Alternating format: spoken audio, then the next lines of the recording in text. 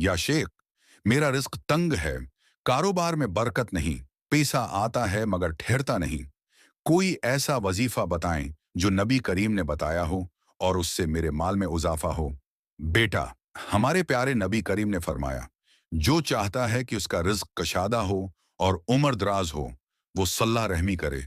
Risk में बरकत और पैसों में इजाफे के लिए चंद एमाल अपना लो। इंशा अल्लाह दौलत तुम्हारे दरवाजे पर दस्तक देगी। सिदका दो। नबी करीम ने फरमाया, सिदका माल को कम नहीं करता बल्कि बढ़ाता है। हर दिन थोड़ा सा सिदका जरूर करो, चाहे 1 रुपया ही क्यों ना हो। इस्तगफार की कसरत कुरान में है, और मैंने कहा, अपने रब से इस्तगफार करो, वो बेशक बड़ा बख्शने वाला है। वो तुम पर आसमान से बारिश हो बरसाएगा और तुम्हारे माल व औलाद में इजाफा करेगा।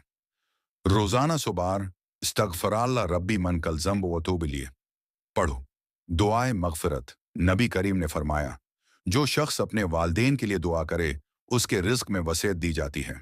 वालदेन के हक में दुआ करो और उनकी खिदमत करो। या वास्यो या रज़ाको 313 बार हर नमाज के बाद, या वास्यो या रज़ाको 303 बार पढ़ो और अल्लाह से रिस्क की बरकत मांगो। सूरतुल वाक़िया हर रात, नबी करीम ने फरमाया, जो शख्स हर रात सूरा वाक़िया पढ़ेगा उसे कभी फ़क्र व फाका नहीं होगा।